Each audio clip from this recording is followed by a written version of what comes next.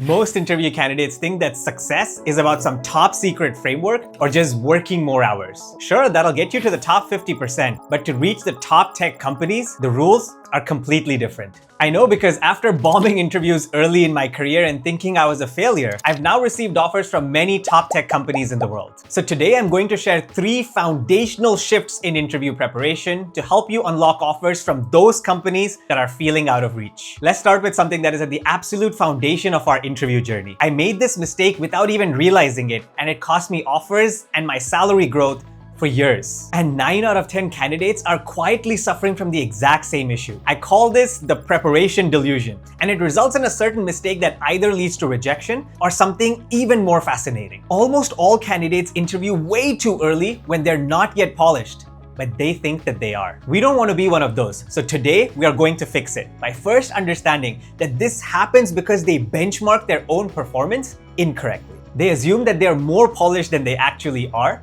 I fell into this trap too, which I call benchmark blindness, because you compare yourself to yourself where you were last week. And week over week improvement feels real, right? But without a clear benchmark to measure against, like how am I supposed to know what the top 5% are doing? If I knew that, I'd be in the top 5% already. So this is what results in the preparation delusion. To reach the top 5% of polish, here's the bar, the benchmark.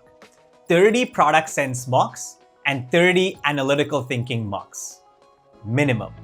Keep in mind that these are timed mocks done by other qualified people, not self-mocks, not mocks hosted by someone else who's a peer who's equally clueless. 60 mocks might feel like a lot, and it is, but the salary you want, that's also a lot. The competition in front of you, it's also a lot.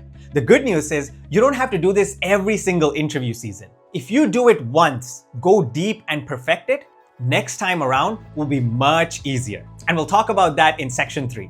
Without this level of mocks, the end result of this preparation delusion is what I call dancing between a pass and a fail. On a good day, you pass, and on a bad day, you fail. You're essentially waiting for all stars to align for it to be a good interview day. Let's not do this, please. The top 5%, they don't dance between a pass and a fail. They pass repeatedly, predictably, every single time. No need for stars to align. Every day is a good interview day. They do this by ensuring that they're never in a rush to interview. They'll spend extra weeks polishing the hell out of answers. Then, they'll knock it out of the park. And 2 very important things happen as a result. 1, they get a strong higher rating from this company that they're speaking to. And 2, more companies are interested because they did well everywhere. Now, the game completely shifts. We have maximum leverage. A strong higher rating plus competing offers are literally the only 2 things we need to give ourselves a high salary.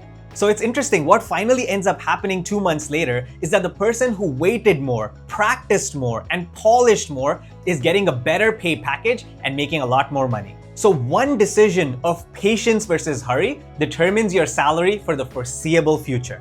Which do we want to be? So if you work towards meeting this benchmark the right way, I promise you there's no chance you will not make it. I'll explain by what I mean the right way shortly, because just blindly doing these 60 reps is not sufficient. So don't be in a rush to take the interview. First, pass, predictably, not waiting for all stars to align. Most recruiters are super nice. Tell them you need an extra few weeks to polish up, and then you'll come back to them when you're ready. Then go through your reps and get multiple yeses in a row, predictably. I promise you, not only will you do much better in your interview, you'll become a much better product manager with a much stronger salary progression. Speaking of a higher salary, this second strategy maximizes it by an even bigger degree, but is often overlooked. And unfortunately, this is also the most important mistake I made for the middle part of my career. When I fixed this, I was able to get much higher positions and higher salaries. I learned this the hard way from my mentor, who was a director at Microsoft and is now a VP at Meta. He told me that this area is one of the most misunderstood areas in interviewing. And he was absolutely right. But I was very surprised by this learning. I'll ask you a very simple question. After a behavioral interview, have you ever asked yourself, dang, why didn't I say that? How could I forget to say that? I have, and almost every candidate I work with also has. If we want to reach the top 5%, we need to do things a bit differently. Wait, Are we talking about behavioral interviews? The interview where there is no wrong answer? This is exactly where the trap lies. Because the truth is, behavioral interviews don't have a wrong answer, but they have many bad or she or he is not the one answers. And the funny thing is, you'll never really know where you went wrong in a behavioral interview or if you went wrong at all. But for the sake of our career, we need to fix this once and for all. We need to completely reimagine the behavioral interview. Everyone underestimates it, thinking it's a non-technical, casual conversation. And most people's answers are really boring, hard to follow, and focus on the wrong details. It's just that they don't know it. They include details like, in response to this problem, I brought my entire team together across different disciplines. Yeah, no shit. You're a PM, you're supposed to do that. After a certain level of seniority, this is assumed. These kind of details do not add any value to your story, contrary to what most people think. Imagine a top VP at a large tech company. How do you think they would do in behavioral interviews? They would crush the competition. That performance isn't coincidental or accidental. It is intentional. But we don't have to be a VP to learn this or even incorporate this. Everything the top 5% say in behavioral interviews is intentional. And everything they don't say is equally intentional. Their stories are not a stream of consciousness or from long-term memory or quick bullet points like it is for most folks. Even Harvard Business Review's research confirms that strong behavioral interview performance significantly raises a candidate's salary ceiling. In simple terms, people at the top of the pyramid are all masters of behavioral interviews and storytelling. So my request to you, from today onwards, the golden rule is everything said in a behavioral interview is intentional, and everything not said is equally intentional. Give special importance to your behavioral interviews. If you don't, your competition might, and then you're left behind. Here's exactly what we need to do. I call this the behavioral interviews winning protocol. We need to start by creating a story bank. Write all your stories in phrases, not sentences. You might naturally fall into writing sentences when you're trying phrases. That's okay, you can revise it to phrases later. Write these stories in the H*L format. The star format is no longer enough. H*L is better. Then apply the pyramid principle of communication to each of these stories. Links to both of those concepts are in the description below.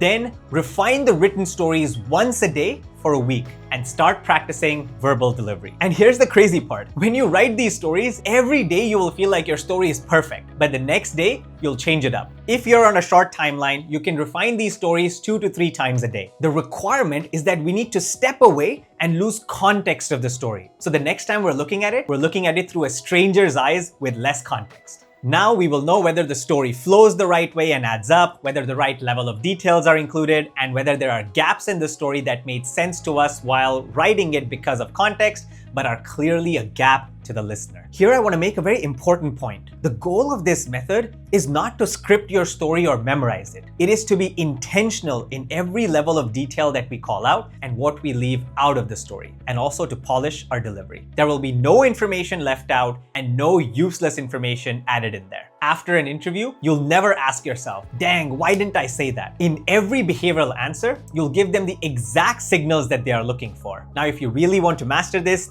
could take a couple of weeks to complete, given that you have to do this for multiple sets of stories. On that note of being intentional and refining your stories, this third and final strategy is what has compounded my salary the most over time. And I'll also cover what I mentioned earlier about increasing the efficiency of preparation, and we'll go through this section quickly. What we want to do is maximize the compounding benefit of each time we interview. Let me unpack that. See, over the course of your career, you're going to interview multiple times. And whenever a new interview season comes, we know the painful drill. Repolish everything, self-mocks, peer mocks, paid mocks, and whatnot. That dreaded relearning curve. Balancing it with work and life, it's literally like having 2 jobs. But there's a better way. With this strategy, I was able to prepare in half the time with half the effort compared to the previous interview season. I see people spending way more time than they really need in preparing for interviews, making their own life harder, and sacrificing a lot more weekends than necessary. The top 5% do it differently, and so can we. We do this through the principle of document like a detective. Wait, are we talking about documentation? One might think that that seems easy, but no, this isn't just documentation. This is document like a detective. To understand what that really means, let's realize that most people's interview prep is really not that strategic, despite what they might think. But it's not because they are not strategic. It's because they don't have the right data to have an advanced preparation strategy. But after today, you will. To maximize our learnings in the least amount of time, we want to ruthlessly document everything that happens in an interview season. What interview was it? When did it occur? Who interviewed you? What question did they ask? What answers did you give? What follow-up question did they ask? Where did they push back on? What stumped you? What in this interview made you feel uncomfortable? What questions did you ask them? This is the first part of documenting like a detective. When you have reference to this data, your practice becomes so targeted. You know exactly what areas need work and what areas you're already acing. Then it's crazy how fast you can develop and get ready for interviews because you're surgically improving things, not just going through the reps like the others. Now, part 2 of 3 of documenting like a detective is that everything needs to be retrievable in 30 seconds. Use Google Docs, Notion, whatever tool you like, but every single self-mock, peer mock, actual interview should be documented and retrievable in 30 seconds. If you were to ask me today, Balaji, what did Meta ask you in the initial round and the final round? I can answer that in 30 seconds. I know what they asked, I know what I said, I even know what questions I asked them at the end of the interview. I also know what follow-up questions they asked me. This is because I always documented right after the interview when my memory was fresh,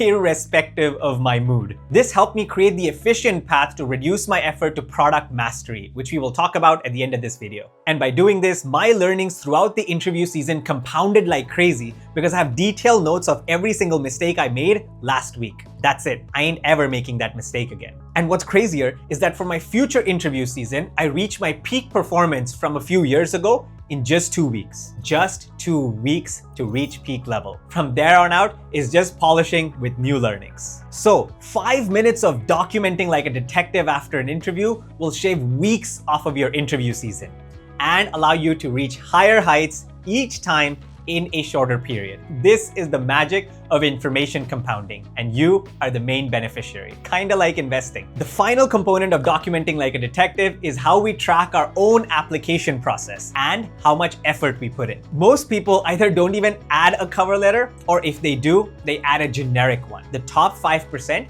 take extra effort to create bespoke cover letters, but then the entire documentation becomes complete chaos. 15 recruiters to track, 15 resume versions to keep track of, 15 cover letter versions to manage. If you're doing this in your mind, I can bet that while you might be doing a fair enough job, you definitely are not optimized. Tracking it carefully not only does tracking, but it helps build the right habits that result in specific bespoke applications that can get you more interviews. Now, I can't transmit these habits over to you in a video, so instead I just created the complete interview tracker for you. Consider it your new mission control. This will make tracking each application, cover letter, resume version, recruiter contact, journey throughout the interview process much easier. It has helped me so much in my process, and I think it might help you too. I'll leave a link in the description below. So those are 3 things that if you do at the start of your interview season, you will get not one, but multiple offers. Before I leave, I want to share something very important. Today, we spoke about the 30 product sense and 30 analytical thinking benchmark, but there's an efficient way to reach this and an inefficient way to do this. To get there efficiently, you need to first develop depth right from the start. Otherwise, it's like doing a complex exercise like a deadlift or a squat wrong your whole life. We first want to get it right once and then multiply with the reps. To that end, you can check out these videos where I've done a complete mock interview of both type of questions, product sense and analytical thinking, and made my notes public. These will help you develop depth right at the start so that each rep is more effective. See you guys there. Bye.